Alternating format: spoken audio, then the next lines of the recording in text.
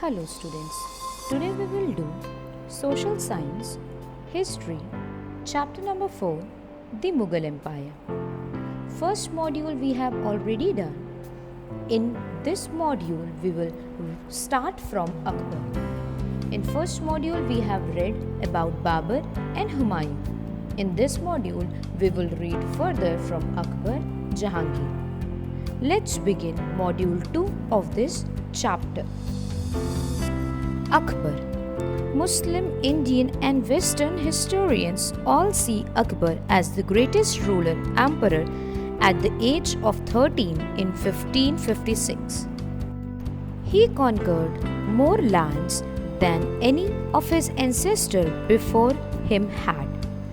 He was very wise and in his ruling and tried to govern all his people equally and fairly. The sources of Akbar, the main literary sources of Akbar region was Abul Fazl Akbarnama in 3 volumes. The first volume is an account of his ancestry, while second deals with the events during his reign, and the third volume in Akbari gives detailed information about Akbar's administration, his policies, and his progressive thinking. Students, next we will see about the extent of Akbar's empire. Akbar established a vast empire by conquering various parts of the country, such as Gujarat in the west and Bengal in the east, along with the parts of Odisha. He also annexed large parts of central India, Subedud, Kabul, Sindh, Kashmir, Kandahar in northwest. Finally, in the Deccan, he brought parts of Berar, Kadesh, and Ahmednagar under his control. The conquest of Gujarat was important as it gave the Mughal Empire free access to the sea and rich maritime trade, thus strengthening its trade and economy.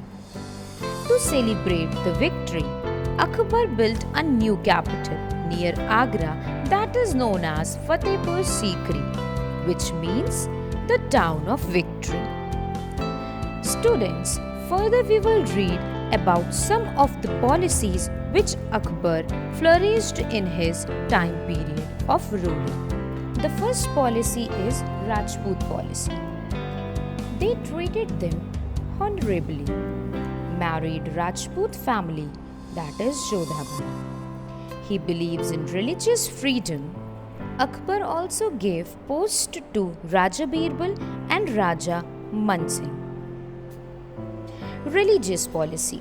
In his religious policy, he treated all are equal, abolished pilgrim taxes, encouraged to build temples, participated in Hindu festivals like Holi, Diwali, and many more. Students, we will understand how he learned about religion. Ibadat Khana, hall of worship at Fatehpur Sikri. There, debates were held and discussions with religious teachers were done. Din Ilahi, one God, simple path, worship of sunfire. Sulhi Kul, that is the universal peace. Students, now we will read about the fourth empire of Mughal, that is Jahangir, meaning the conqueror of the world. His military campaigns were defeated Rana Amar Singh of Mewar, conquered Kangra and Ahmednagar.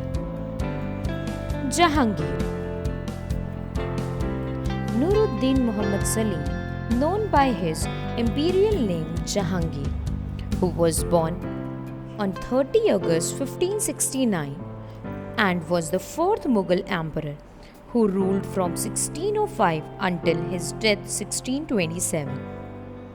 Jahangir was the eldest surviving son of Mughal Empire, that is Akbar, and was declared successor to his father from the early age.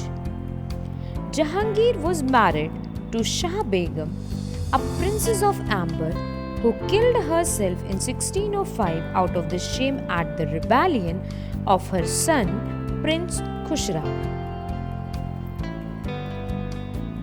Celebration at the accession of Jahangir in 1600, when Akbar was away from the capital on an expedition, Salim broke into an open rebellion and declared himself emperor. Akbar had to hastily return to Agra and restore order. There was a time when Akbar thought of putting his eldest grandson Khusrau Mirza on throne instead of Salim. Jahangir openly rebelled against his father at first, but was eventually reconciled, and Akbar's death in November 1605, he assumed the throne.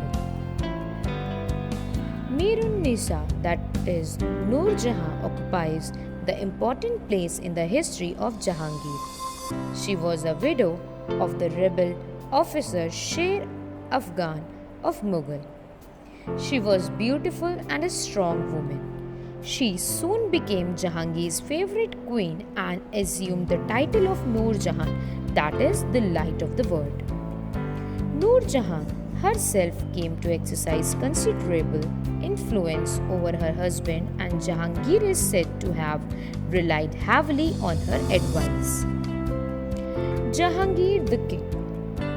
As the ruler, Jahangir followed his father's footsteps of secularism. He also maintained friendly relations with the Rajput and awarded high administrative and military posts of deserving chief aims. He was also people's ruler and cared for his subjects' well-being. According to historians, he set up a chain of justice outside his palace, which was the chain of connection to the bell. Students, whenever someone had complained against the public official, the person could pull the chain and the bell rings and seek the meeting with the king. Like Akbar, who could either read or write, Jahangir was a very well-read man and fond of painting. Mughal minarets became a particular well-known art from during that period. Now we will read about the fifth emperor of the Mughal period, that is the Shah Jahan. Shahabuddin Muhammad Shah Jahan. Shah Jahan was born on 5 January 1594. He was the fifth Mughal emperor of India. He is known as Shah Jahan I. Shah Jahan assumed the Mughal throne on 24 January 1628 in Agra, a few days after the death of Jahangir. Shah Jahan has left behind an extraordinary architectural legacy. It was at his command that the Taj Mahal was built in Agra in the memory of his favorite wife Mumtaz Mahal. Taj Mahal.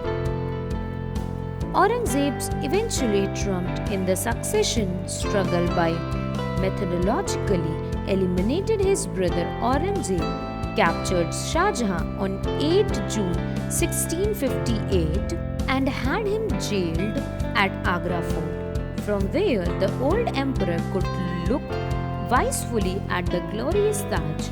Shah Jahan died in captivity on 22nd January 1666, that is, when he was 72.